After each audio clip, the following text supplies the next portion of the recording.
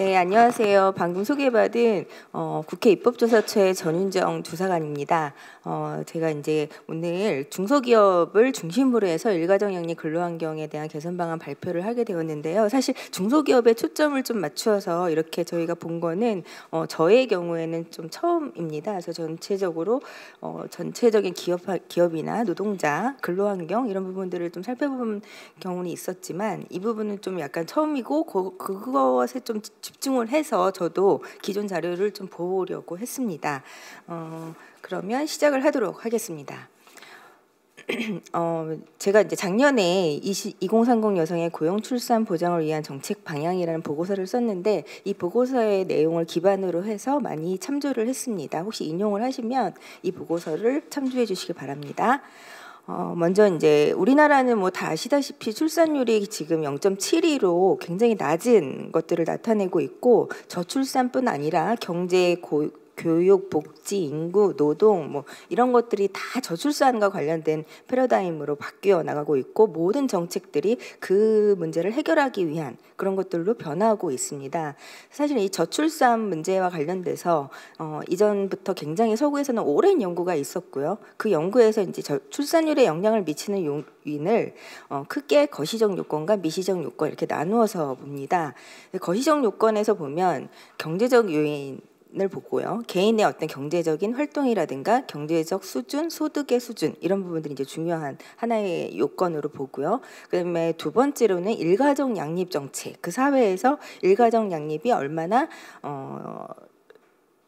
이제 정책이 잘 되어 있고 그것들을 실질적으로 그것들을 생활 속에서 일과 가정을 이제 연결해 나가고 있는가 이런 부분들이 또 중요한 어떤 요인이었습니다. 그래서 여기에 해당하는 것은 뭐 보육 정책이라든가 부모급여라든가 가족수당이라든가 아니면 육아휴직제도나 유연근무제도 이런 부분들이 중요한 어떤 제도와 관련된 출산과 관련된 중요한 요인이었습니다. 그 다음에 이제 사회문화적 환경에서 보는데요. 이거는 뭐 결혼과 출산에 대한 인식, 또 가족에 대한 인식, 이거는 뭐 과거와 현재가 계속 변화하고 있는 그런 경향들을 나타냅니다. 뭐 과거에는 어떤 결혼과 출산이 굉장히 중요하고 반드시 해야 되는 성인기의 어떤 하나의 이행기로서 규정이 되어 있었지만 최근에는 결혼과 출산에 대한 생각이나 인식도 예전과는 굉장히 다르게 변하고 있습니다. 좀 이런 부분들도 중요한 문제로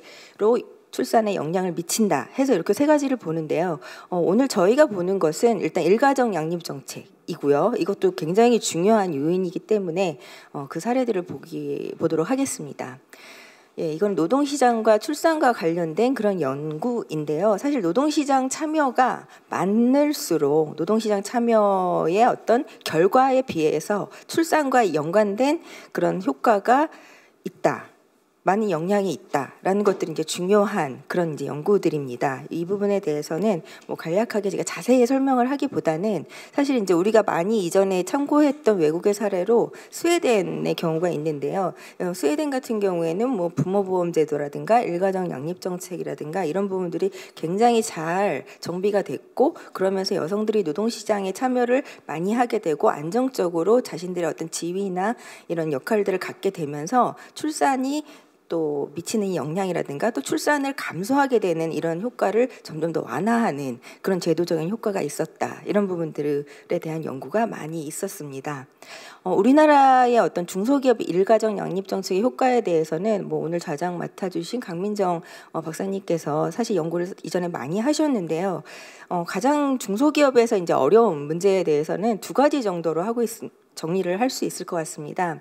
일단 일가정 양립 정책 자체의 사용률이 저조하다는 것입니다. 대기업보다 중소기업이 사용률이 훨씬 저조하고요. 그리고 대기업이랑 공공부문 중심의 제도가 지금 거의 이제 고정되어 있다. 그 제도가 맞춰져 있다. 이런 것으로 이제 볼 수가 있는 것이고, 또 중소기업을 대상으로 하는 그런 제도 활용이나 제도의 확대나 이런 부분들은 그동안 정책적으로도 그렇고 많이 미흡했다, 현실적으로 이런 부분들을 좀 지적을 하고 있습니다.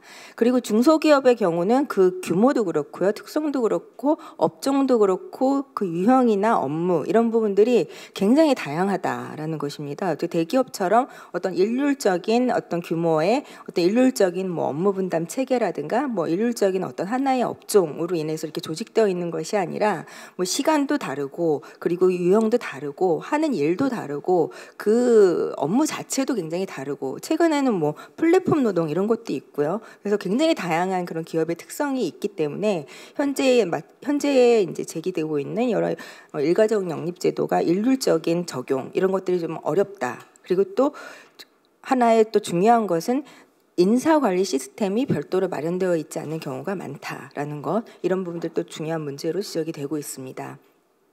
중소기업의 특성상 어떤 경제적인 보상을 하는 것과 또 인력 운영 이런 문제에 있어서도 어려움이 있다, 이런 부분들을 문제로 지적을 하고 있습니다. 그리고 또 더 나아가서 더 크게 보면 또 한국의 이중 노동시장 구조 이런 부분들도 여기 이제 미치고 있는 영향입니다. 한국은 이제 정규직 중심의 시장이 있는데 이 규모가 굉장히 좀 작고, 이렇게 통계적으로 보면 정말로 작습니다. 굉장히 작고 그리고 대부분이 사실은 많은 어떤 중소기업이라고 볼 수가 있고, 지금 통계상으로는 중소기업이 거의 99.9%다 이렇게 얘기를 하고 있고요. 그리고 기업 종사자의 80%가 중소기업 종사자이다, 이런 통계가 있습니다.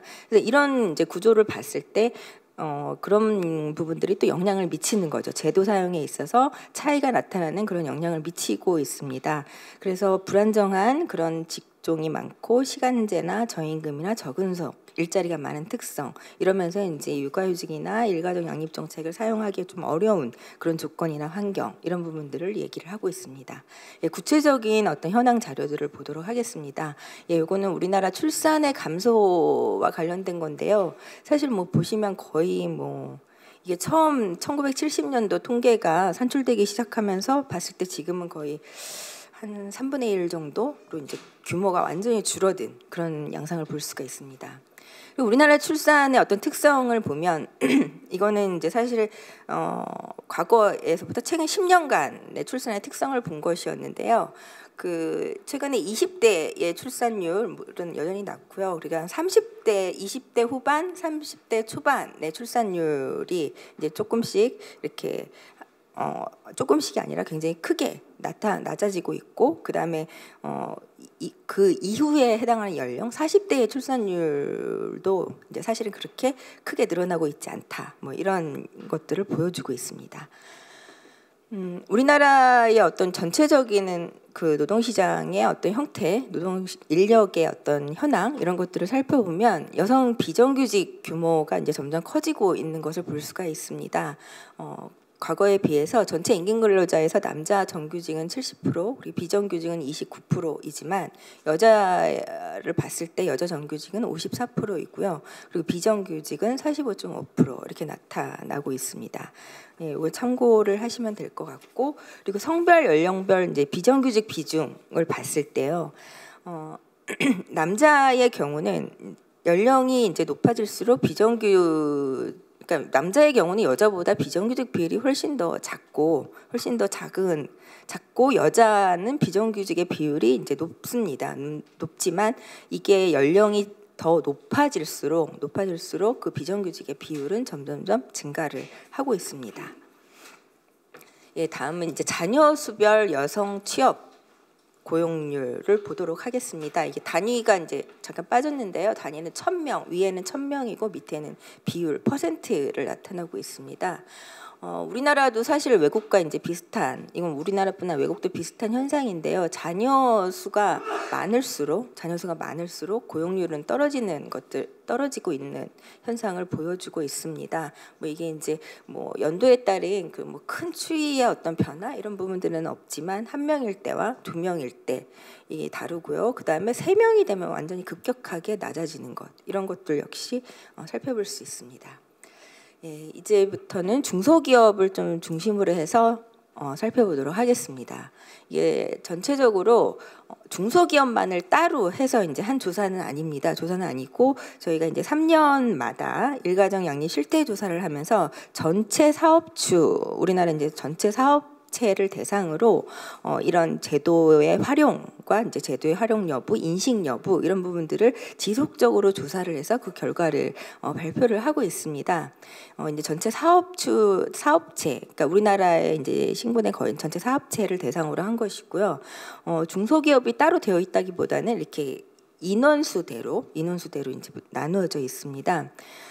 전체 여기서 보시면 사실 이제 그 300인 이상으로 우리가 300인 이상 정도가 좀 규모가 좀 큰 기업이다 이렇게 볼 수가 있고 300인 미만에 해당하는 기업들이 좀 중소기업에 해당한다. 사실 이전에는 이런 식의 어떤 기준을 가지고 법적 기준을 가지고 우리가 봤었고요. 근데 최근에는 이제 중소기업에 대한 정의가 연 자산, 연 총자산, 연 5천억 이하 이런 식으로 이제 딱 정리가 됐거든요. 5천억 이하가 다 중소기업에 해당한다 이런 식으로 됐기 때문에 인원 뭐 구분 이것만으로는 또 판단하지는 않아요. 그래서 그런 것들을 고려해 볼 수는 있지만 어쨌든 우리가 이제 인원을 중심으로 해서 300인 이상일 경우와 미만일 경우 이렇게 좀 이렇게 구분을 해서 보시면 좋을 것 같습니다. 5인에서 9인 사이, 그러니까 10인 미만이죠. 10인 미만의 기업의 경우에는 이게 이제 어떤 의미냐면 표가 전체적으로 근로자 수의 평균입니다. 평균을 보면은 남성이 4명이라는 것이고요. 여성이 3.3명, 한 사업체당 평균 봤을 때 이렇게 되는 것이고 여성의 비중은 이제 45%다. 이렇게 이제 나오는 것입니다. 그리고 이제 30인 미만의 경우에는 그 30인 미만의 경우 전체 평균이 남성이 9.1명이고 여성은 6.9명. 그래서 비중이 41.7%다. 그리고 100인 미만의 경우에는 평균 남성이 28.8명, 그리고 여성은 20.8명이고요. 비중으로 봤을 때는 42.4%다. 이렇게 이제 표를 보시면 되겠습니다. 이제 300인 이상의 경우에는 요 수치가 이제 조금 달라집니다. 100인 이상부터 조금 달라지는데 여성의 수가 좀 여성의 비중이 감소하는 것이죠. 그래서 100인 이상인 경우에는 남성이 99.1명, 여성은 58.4명이고요. 그리고 여성의 비중이 37.8%로 이제 약간 좀 줄어들기 시작합니다. 300인 이상에서는 여성 비중이 이제 더 줄어들어서 38.4%가 되고 있습니다. 이제 이것이 이제 전체 사업체의 여성 연령 현황입니다. 그래서 이 사업체별로 그 사용 현황, 그 일가정 양립 정책의 어떤 주요 제도만 살펴봤습니다. 뭐 일가정 양립 정책이 굉장히 범위가 많고 너무 생긴 제도도 너무너무나 많고 또 그렇지만 그런 부분들이 다 일일이 지금 다 뭐 조사가 되고 그게 파악이 되고 그러지 않는 상황입니다. 않는 상황이고 제도도 막 시시각각으로 굉장히 많이 바뀌고 있어서 이런 부분들에 대한 효과나 이런 것들도 아직까지 제대로 나타나고 있지는 않습니다. 분석이 되고 있지도 않고요. 그래서 몇 가지 이제 중요한 제도를 가지고 보도록 하겠습니다. 출산 전후 휴가 사용 현황을 보면 10인 미만의 경우에 있다라는 비중이 8.4%입니다. 이제 굉장히 적은데요. 그러니까 이게 보면 옆에 걸 보실 필요가 있는데 없다라는 비중이 91.6%로 나타나고 있고요. 이 없다라는 이유가 대상자 자체가 없다. 이렇게 보시면 될 것 같습니다. 예, 그래서 거의 이제 비슷한 대상자가 없다는 게 비슷한 수치가 나타나고 있고 30인 미만의 경우도 마찬가지입니다. 사용한 경험이 있다라는 게 11.4%, 그다음에 100인 미만의 경우는 24.8%이고요. 그다음에 없다 75.2%, 또 여기도 유사하게 대상자가 없다 이렇게 나타나고 있습니다. 이 대상자가 있지만 사용을 못하는 경우에 어떤 이런 차이를 좀 볼 수 있는 게 300인 미만에서 좀 약간 볼 수가 있죠. 이 차이가 약간 이제 여기서부터 나타납니다.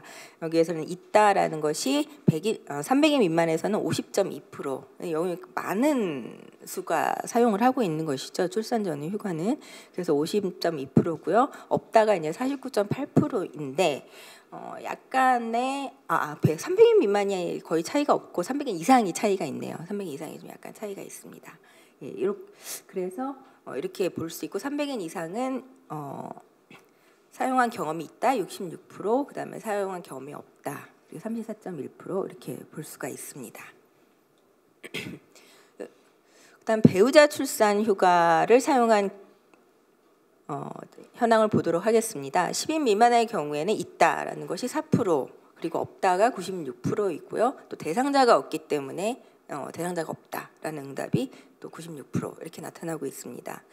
그리고 30인 미만에서는 있다가 6.4%고 없다 93.6%, 그리고 대상자가 없다가 87.2%. 이 제도에서 약간의 차이가 이제 나타나고 있습니다. 30인 미만에서.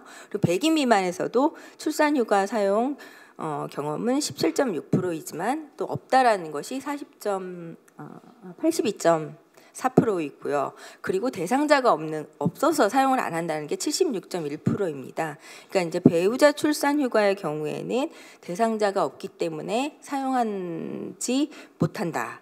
라는 것과 대상자가 있지만 사용하지 못한다, 이런 차이가 있다라는 것을 여기서 알 수가 있습니다. 그리고 300인 미만의 경우도 역시 그런 차이가 조금 크게 나타나고 있는 것을 볼 수가 있고요. 300인 이상의 경우도 이런 차이를 볼 수가 있습니다. 다음에도 똑같이 보시면 임신기 근로시간 단축제도 사용 현황입니다. 그러니까 이 제도의 경우도 그 전체적으로 사용률 자체가 굉장히 낮은 제도입니다. 임신기 동안 근로시간 단축 제도를 사용한 경험이 있다라는 것이 전체적으로 봤을 때는 5.9%, 전체적으로 봤을 때 크게 이제 높지 않은 그런 수치인데요. 그리고 이제 육아휴직 제도 사용 현황, 그러니까 우리나라에서 그나마 좀 가장 많이 알려져 있고 좀 가장 그래도 활성화되어 있다라고 볼 수 있는, 뭐 이렇게 또 평가가 갈릴 수도 있겠지만 그런 육아휴직 제도 사용 현황은 전체적으로 봤을 때는 11.9%의 어떤 기업에서 사용을 하고 있었습니다. 그다음에 이제 10인 미만에서는 비율이 되게 작은데요, 6.1%. 그다음에 30인 미만은 11.9% 사용하고 있었고, 100인 미만의 기업에서는 28.7%가 육아휴직 제도 사용한 경험이 있다, 이렇게 얘기를 하고 있습니다. 그리고 300인 미만에서는 43%, 300인 이상에서는 48.7%의 어떤 기업체에서 육아휴직 사용을 한 경험이 있다, 이런 이제 응답이 있었습니다. 역시 기업의 규모가 좀 클수록 육아휴직 제도도 사용할 수 있는, 또 활용이 되고 있는 그런 것들을 좀 많이 볼 수 있는 그런 통계라고 생각을 합니다. 그다음에 육아기 근로시간 단축 제도 입니다. 육아기 근로시간 단축 제도도 이제 플러스 더 사용할 수 있게 되어 있는데요. 이 제도도 사실은 이제 전체적으로 봤을 때 그렇게 활용률이 높지 않은 그런 제도입니다. 전체적으로 봤을 때 육아기 근로시간 단축 제도를 사용한 경험이 있다라는 기업체가 5.4%이고요. 그다음에 이 수치 역시 전체적으로 봤을 때 크게 높지는 않은데 10인 미만의 경우에는 2.3%, 그다음에 30인 미만은 5.6%, 100인 미만은 10.1%, 그리고 300인 미만은 21.3% 이렇게 나타나는 것을 볼 수 있습니다. 사업체 규모별, 그럼 육아휴직 사용이 어려운 이유, 이제 이 실태 조사를 사실 이렇게 내용을 보시면 각 제도별로 다 이제 이런 부분들이 이제 조사가 되어 있어요. 그래서 몇 가지 뭐 육아휴직뿐만 아니라 배우자 출산휴가라든가 산전후 출산휴가라든가 뭐 임신기 근로시간 단축이라든가 이런 부분들이 이제 어려운 이유가 뭐냐, 이런 것들이 다 있기 때문에 그런 자료들을 이제 충분히 참고를 하실 수 있을 필요가 있는데요. 사실 육아휴직 사용이 어려운 이유에 대해서 보면 가장 이제 높은 비율로 나타나고 있는 것이 동료 및 관리자의 업무 비중입니다. 이게 이제 제일 전체적으로 봤을 때 가장 높은 비중으로 나타나 있고, 그다음에 이제 사용할 수 없는 직장 문화, 대체 인력 구하기 어려움, 이런 부분들이 좀 비슷하게 이렇게 나타나고 있는 걸로 볼 수가 있겠습니다. 이제 기업 규모별로 봤을 때 동료 및 관리자의 업무 비중, 이것이 이제 가장 높은 것이 300인 미만까지는 좀 약간 유사한 비율로 나타나고 있지만 300인 이상에서는 좀 이게 차이가 딱 나고 있어요. 그래서 300인 이상에는 업무 과중에 대한 부담이 사실 크지 않다. 오히려 대체 인력을 구하는 것이 더 어렵다. 이 비중이 훨씬 더 높게 나타나고 있는 것으로 볼 수가 있습니다. 그래서 이제 기업 규모별로 어떤 인력에 대한 어떤 문제라든가 어떤 업무 부담의 문제라든가 이런 부분들이 좀 차이가 있다. 그런 부분들에 있어서 좀 세밀하게 제도를 우리가 다른 시각으로 좀 접근해서 볼 필요가 있다. 그런 것들을 보여주고 있는 결과라고 생각을 합니다. 네, 그리고 이제 여기까지가 이제 육아휴직 제도의 사용 그리고 활용 이것과 관련된 내용이었다면 이제 육아휴직 이후에 대한 조사입니다. 육아휴직 이후에 이제 근로자나 노동자가 이제 어떻게 이제 생각을 하고 어떤 식으로 일을 하고 있는지 이런 부분들도 사실 우리가 살펴볼 필요가 있습니다. 육아휴직 이후에 업무 배치에 대해서 보겠습니다.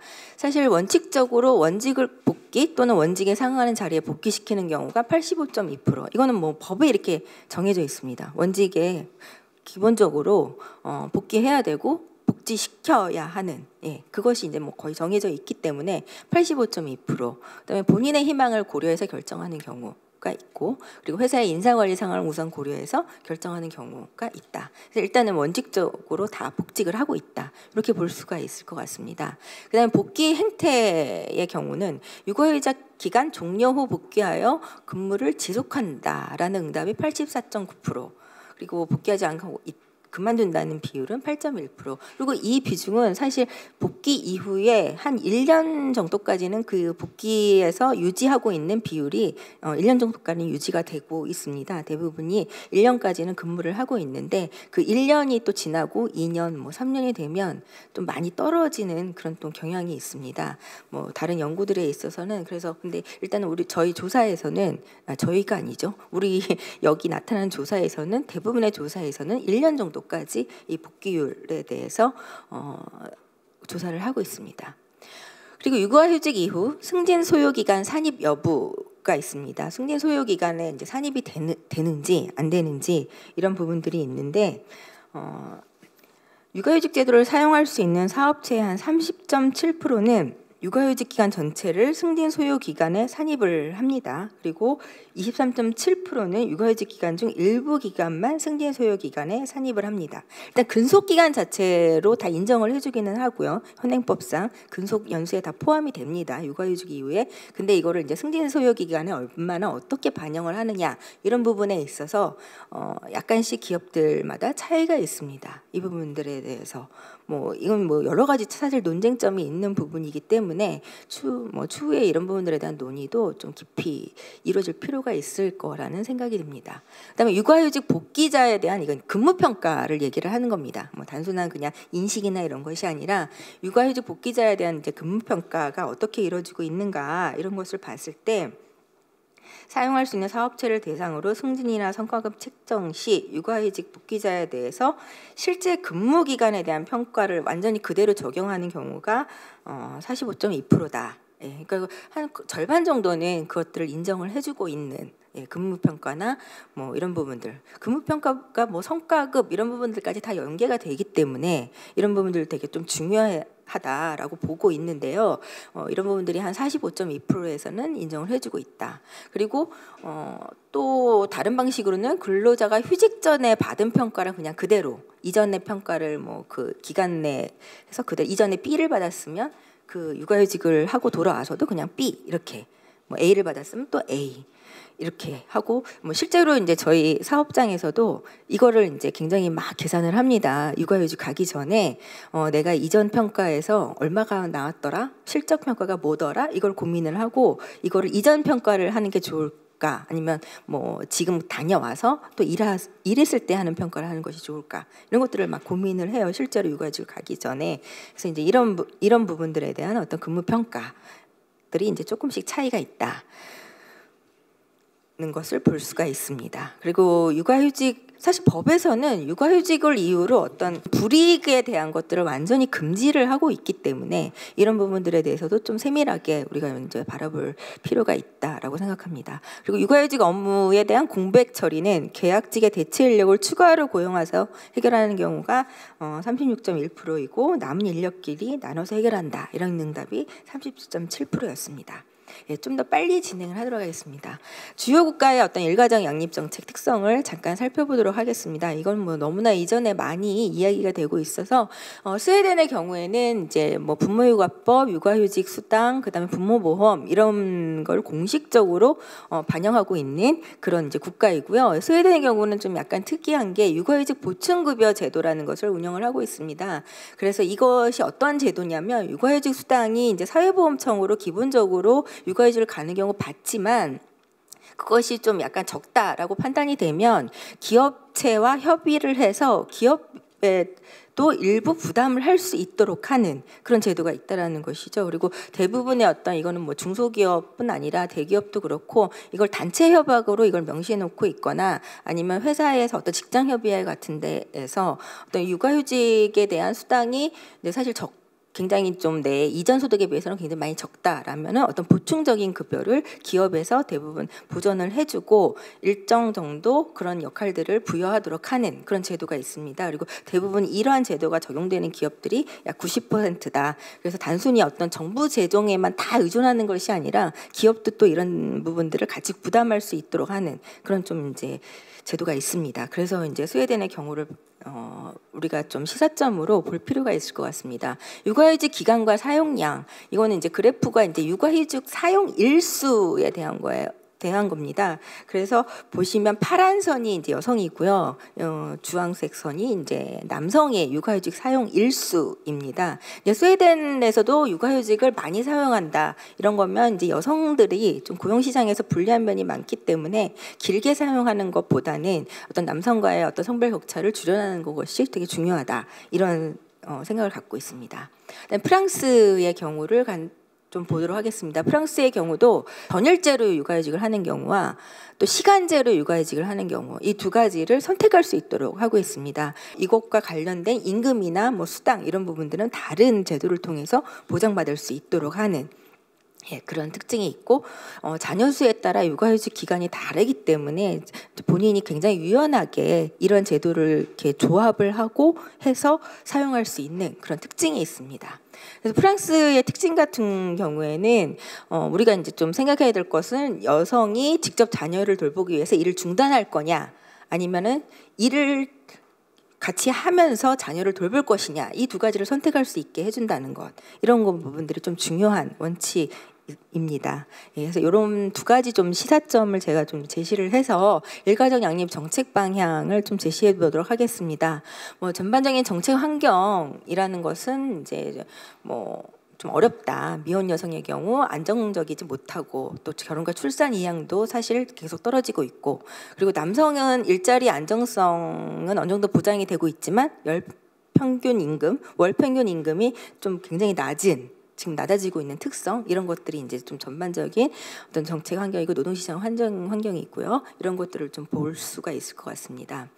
전체적인 정책 방향으로는 일단 중소기업에 적합한 기존의 어떤 대기업 뭐 공공부문 중심이 아니라 중소기업에 적합한 활성화 방안을 마련하는 것이 굉장히 중요하다. 그리고 여성의 어떤 고용 유지라는 것들을 우리는 지속적으로 생각을 해야 된다. 이런 생각을 하고 그러면서 일자리 안정성을 보장하면서 노동시장 구조 이중 노동시장 구조를 완화하고 또 젠더 중립적인 일가정 양립제도 그리고 노동시간 정책을 좀 강화하는 것 시간을 좀 유연하게 사용할 수 있도록 시간 정책을 좀 많이 강화하고 추가하는 것 이런 부분들을 좀 중요하게 생각할 필요가 있습니다. 청년 여성에 특화된 일가정 양립 노동시장 정책이 필요하다고 생각합니다. 그래서 안정적인 양질의 일자리 창출이 필요하고 장시간 노동 금지, 노동시간 단축 뭐 이런 얘기들 여전히 되고 있고요. 그리고 1차 노동시장 확대를 위한 정책이 좀 적극적으로 마련될 필요가 있습니다. 또 청년층의 일자리 진입, 공정한 채용제도 필요하고 그리고 적극적 고용 개선 조치 제도의 실효성을 확보할 필요가 있습니다.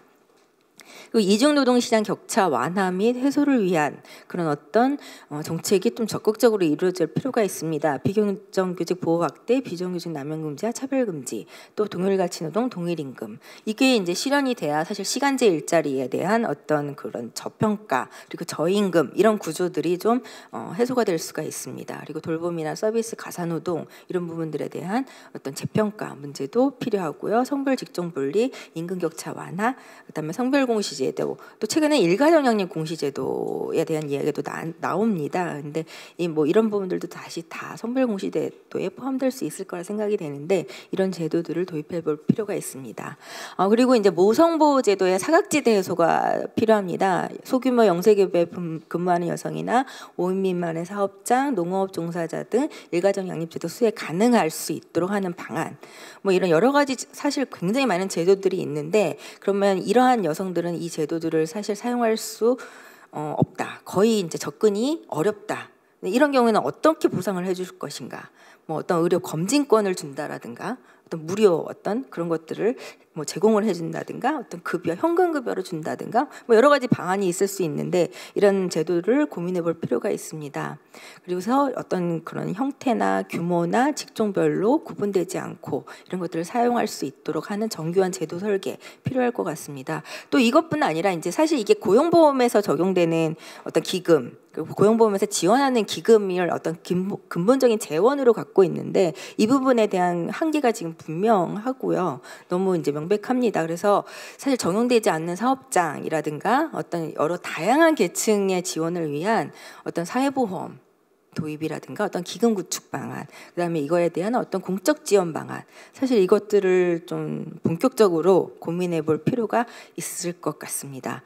그다음에 일가정 양립 정책 격차를 해소하는 이런 정책을 좀 할 필요가 있습니다. 중소기업의 상황이나 업무 특성에 따라 여성이 전일제 육아휴직을 할 것이냐, 아니면 시간제 근무 등을 활용해서 일을 지속할 것이냐, 이걸 전제로 하는 제도가 필요하다 이렇게 생각을 합니다. 그래서 두 가지를 뭐 결합을 한다든가 육아기 단축 근무나 유연 시간제 근무 등을 어떻게 활용해서 이걸 할 수 있을지, 또 이거에 대한 어떤 임금 보전은 어떻게 할지, 이런 부분들에 대한 논의가 필요합니다. 그리고 중소기업에는 특히 일가정 영립제도 활용에 대한 어떤 지원금을 확대할 필요가 있습니다.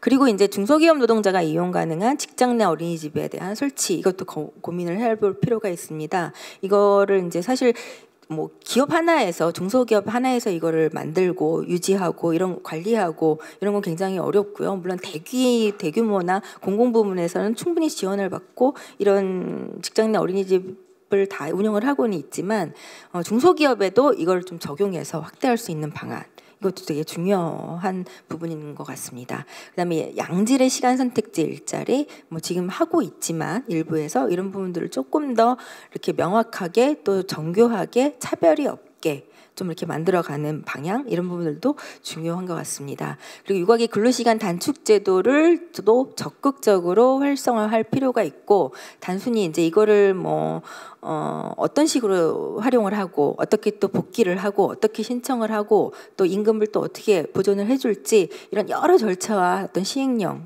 이런 것들을 검토를 해서 이에 대한 좀 가이드라인을 제시를 하고 만들어 나갈 필요가 있습니다. 예, 이런 제도를 통해서 좀 더 활발한 논의가 이루어지기를 기대합니다. 저의 발표는 여기까지 마치겠습니다. 감사합니다. 네, 저는 제 사무실 일을 하고 있고 이제 직장갑질 119라는 그 사단법인에서 이제 반상근, 비상근으로 같이 일을 하고 있습니다.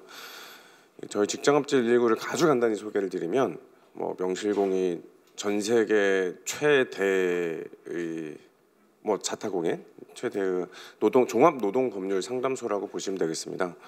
그런데 저희는 처음에 직장 내 괴롭힘으로 그런 것들에 대한 노동 상담을 해주는 걸로 시작을 했는데, 온갖 수많은 갑질, 괴롭힘 제보들이 이렇게 하루에 뭐 메일이나 오픈 채팅창으로 거의 뭐 100여 건들이 매일매일 들어옵니다. 이런 제보들을 약 200명의 변호사와 노무사들이 전부 자원봉사로 답변을 이렇게 드리고 있고요. 근데 노동자분들은 보통은 이제 진짜 법률상 직장 내 괴롭힘뿐만 아니라 직장 내에서 내가 상사한테 아니면은 사용자로부터 추가 근무 수당을 안 주면서 일을 더 시킨다. 내가 출산 육아 휴직을 신청을 했는데 이거를 거절한다. 이런 것들도 넓은 의미에서 갑질로 괴롭힘을 생각을 하기 때문에 그런 내용들의 제보가 끝없이 들어오고 있고요. 제가 이게 창립 때부터 활동을 시작한 지 벌써 7년하고도 1개월이 됐습니다. 네, 이건 먼저 한번 여기 계신 분들께 한번 퀴즈를 드려볼까요? 저희가 매년 상당한 돈을 들여가지고 설문조사를 하고 전국민 표본조사를 1000명 대상으로 해서 하는데 그 작년 기준으로 대한민국 직장인 내가 지난 1년 동안 괴롭힘을 겪었거나 본 적이 있다. 제가 뭐 변호사니까 뭐 대단한 선물을 드릴 수는 없고 그 무료 법률 상담권을 하나 이렇게 드리도록 하겠습니다. 그냥 아무나 말씀해 주시겠어요? 근데 사실 답이 뒤에 바로 있죠. 한 30% 정도 돼요.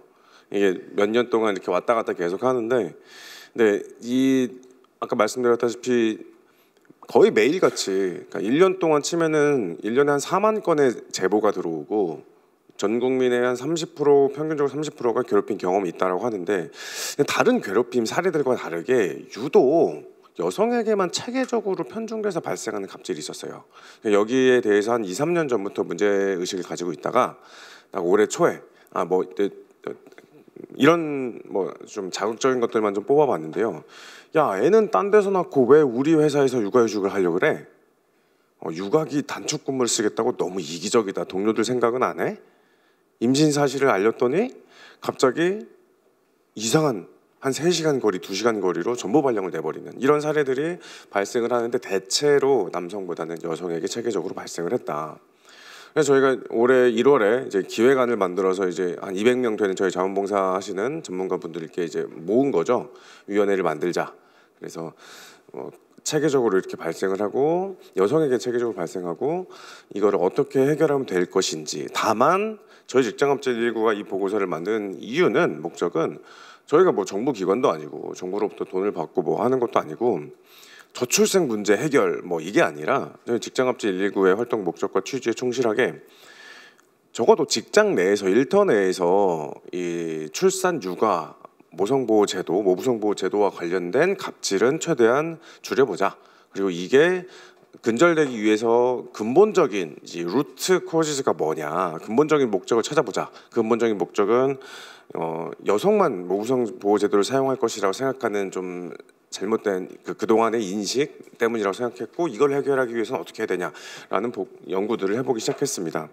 저희가 뭐 다양한 활동들을 했었습니다. 설문조사 뭐 돈 들여서도 많이 했고 4월 총선 대응도 많이 했고, 사실 지금 여러분들도 그냥 국회 그 의안정부 시스템을 보시면 뭐 고용평등법이나 남녀고용평등법이나 뭐 고용보험법, 근로기준법 굉장히 많은 법령 개정을 해서 제도 관련해서 법안 발의가 되게 많이 되고 있구나라는 걸 확인하실 수 있으실 거예요. 그런데 저희가 지적한 바는 작년 4월에 총선할 때, 올해였죠? 올해 4월에 총선할 때 보니까 그냥 발의만 많이 하고 의지가 없습니다. 제대로 통과가 안 되고 있고, 그런데 총선 대선 때 각 당에서 열심히 내놨던 이런 그런 안들이 그 공약들이 법안에 반영이 되어 있는데 통과가 안 되고 있는 거예요. 그냥 빈 공약이었던 것이죠.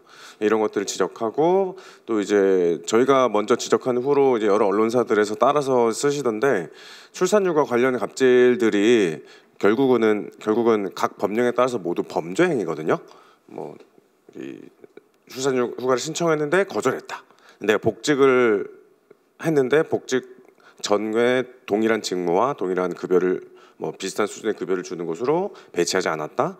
뭐 이런 것들이 다 뭐 3년 이하의 징역이나 뭐 3천만 원 이하 벌금에 해당하는 상당히 중대한 범죄인데 정부가 이걸 처벌을 안 해요. 기소율, 뭐 과태료 부과율이 3%대에서 기간에 따라서 뭐 많아야 8%대입니다. 근데 그 이유가 뭔가? 뭐 그런 점들도 말씀드리려고 하고요. 제 발표 자료가 굉장히 많아 보이시지만 제가 여기 있는 제보 사례나 포커스 그룹 인터뷰를 전부 뭐 읽을 필요는 없다고 생각해요. 이거는 자료집을 보시고 이제 뭐 PDF 파일로 다운 받아서든 보시면 될 것 같고, 저희가 자연스럽게 이거를 준비하면서 다른 나라는 어떻게 하고 있는 거야? 앞서 입법조사처 조사관님께서 스웨덴 얘기들 좀 해주셨는데, 저희도 뭐 스웨덴, 독일에서 한 6가지 나라의 정책을 수백 개의 영어 논문들을 살펴보면서 분석을 해봤는데, 아무래도 좀 제일 잘 되었다라고 되어 있는 스웨덴이 좀 더 계속 집중이 될 수밖에 없더라고요. 스웨덴, 독일에서 우리의 지금 문제에 주는 시사점 딱 2가지만 뽑아봤습니다. 그리고 저희 보고서는 원래 말씀 진행하겠습니다. 네, 언론사에서 되게 많은 반응들이 이렇게 있었고요. 저희 오늘 발표를 요약하면 첫 번째는 말씀드렸죠. 출산 육아 관련 갑질을 줄이는 것이 저희 목적이고요. 해외 제도를 열심히 분석해본 결과 한국의 제도 놀랍게도 굉장히 잘 되어 있어요. 예산도 상당합니다. 독일보다 더 많아요. 상당히 잘 되어 있고 기간도 굉장히 길고요.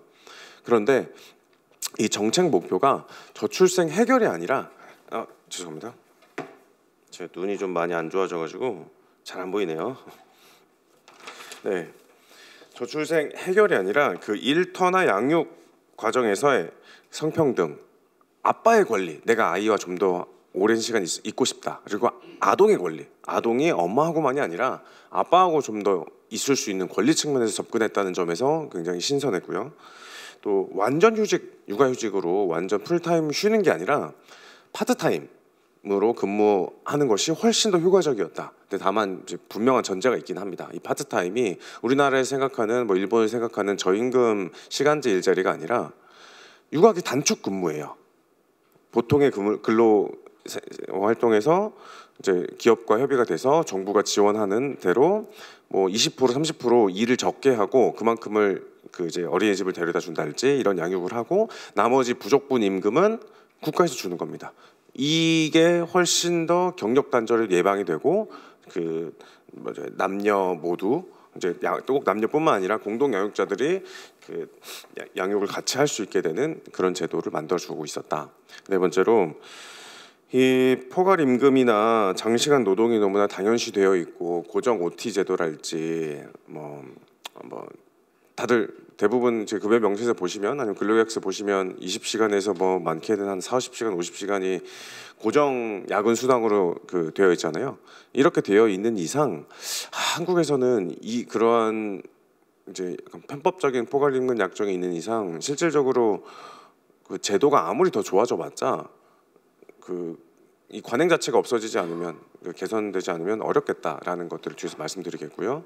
그리고 아까 기소율, 과태료율이 한 자릿수밖에 안 된다고 말씀드렸잖아요.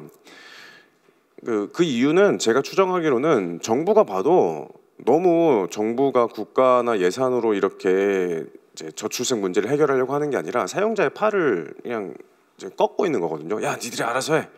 전부 전가를 하는 거예요. 육아휴직 급여 작게 주든 상당한 중소 특히 300인 미만 50인 미만 기업들에서는 직원 한 명이 육아휴직을 간다, 근로시간 단축을 한다 했을 때 그럼 업무 재배치를 어떻게 해야 되지? 새로운 사람을 또 뽑아야 되는데 돈이 얼마나 더 들지? 라는 고민을 할 시간과 겨를조차 없습니다. 근데 그런 것들을 제대로 안 했다고 해서 안 하면 형사처벌 규정이라고 제가 말씀드렸잖아요. 범죄자가 되는 거예요. 그걸 제대로 안 하면. 근데 작은 기업에서 그거를 안 했을 때 안 했다고 해서 함부로 처벌하면 안 된다. 왜? 국가가 제대로 안 해주고 있었으니까. 그러니까 처벌률, 기소율, 과태료율이 낮은 거라고 생각합니다. 그리고 지금 제도는 굉장히 확대되고 있죠. 올해 초부터 6+6 제도, 또 몇 년 전부터 3+3 제도로 해서 스웨덴, 독일, 프랑스 여러 나라들에서 하고 있었던 이른바 우리나라에 좀 잘못 알려져 있는 남성 육아휴직 의무, 할당제 이런 건데 정확히는 할당이 맞겠고요. 이런 취지로 우리도 3+3, 6+6이 시행이 돼서 제가 추정컨대 예상하기로는 한 내년부터는 효과가 상당히 드러날 거라고 생각해요. 남성 육아휴직률이 좀 높아지고 출생률도 좀 높아지지 않을까 기대를 해보긴 합니다. 근데 계속 말씀드리지만 현 상태에서는 제도를 확대해봤자 300인 미만 사업장, 50인 미만 사업장 잘 못 씁니다. 그러니까 대기업과 공공기관 공무원들만 육아휴직을 더더욱 잘 쓸 수 있게 되는 상황이 되는 겁니다. 사용자 입장에서 전향적으로 특히 30인 미만 사업장에 파격적인 지원을 해줘야 된다라는 생각입니다. 이거 고민할 게 아니라 고민을 하게 만들지 않고 내가 사람을 네가 육아휴직을 간다고? 그래, 잘 다녀와. 네가 육아휴직을 가면 너의 정부에서 주는 지원금으로 내가 한 명을 새로 뽑을 수 있고 그 사람의 인건비 한 2배 정도를 주는 거예요. 너무나 파격적으로. 그래서 사용자로 하여금 육아휴직을 한 명 보내주면 이제 그 사람이 복직했을 때 그리고 이미 내가 채용한 사람 그럼 2배가 되는 거잖아요. 인원이 새로운 사업 확장의 기회다. 뭐 이렇게 생각하게끔 만들어줘야 된다라는 생각입니다. 뭐 국내 제도 개관은 생략할게요. 너무 잘 되어 있어요. 다만 이제 노동자 근로자 입장에서 잘 되어 있단 말이고요. 사용자 지원 측면에서는 이 빨간색을 보시면 제가 해봤어요. 저도 사용자거든요. 사용자 겸 뭐 겸직을 하고 있어서 근로자이기도 한데 사용자 입장에서 해보니까 와 이거 받으려고 한 달에 15만 원, 30만 원 받으려고 이 많은 서류 작업, 뭐 우체국 갔다 와야 되고 뭐 직원한테 시키더라도 그리고 또 출생 이미 1년 초과된 출생아를 대상으로는 혜택도 현저하게 줄어듭니다. 예, 사용자 지원이 너무 금전적인 지원이 너무 미미하고 서류 작업 같은 것들이 너무 많고 또 뭐 위험이 너무 크다. 그리고 정부가 너무 탁상행정이라 생각되는 부분은 사람 한 명 뽑는 게 보통 일이 아니거든요. 이미 내가 한 명을 뽑아서 한 1년 지났어요. 한 1년 지났으면 이 사람하고 이제 핏이 잘 맞아요. 일을 잘할 수 있고 내가 뭘 시켜도 되고 바로바로 알아듣습니다. 근데 이 사람이 휴직을 가고 새로운 사람 한 명을 뽑아야 된다? 일단 잡코리아, 뭐 잡플래닛 뭐 이런 회사들에 돈 내야 됩니다. 수백만 원 듭니다. 계속 채용 공고해야 되고 인터뷰 계속 봐야 되죠. 일부 이제 직무 인터뷰 봐야 되지, 대표 인터뷰 봐야 되지, 한 두세 번 봐야 될 텐데 그 시간들이 다 돈입니다. 새로운 사람을 보냈을 때 새로운 사람을 채용하기 위해서 대체 인력을 채용하기 위해서 필요한 돈들이 대기업들은 이런 시스템들이 너무 잘 되어 있고 인사팀만 해도 수십 명, 수백 명이 되기 때문에 그게 큰 부하가 안 되는데 50인 미만, 100인 미만에서는 이게 불가능한 거예요. 이거를 해소를 할 수 있는 파격적인 지원에 대해서 이 현장에 대해서 정부가 너무 잘 모르고 있는 것 같다라는 지적을 한번 하고 넘어가고요.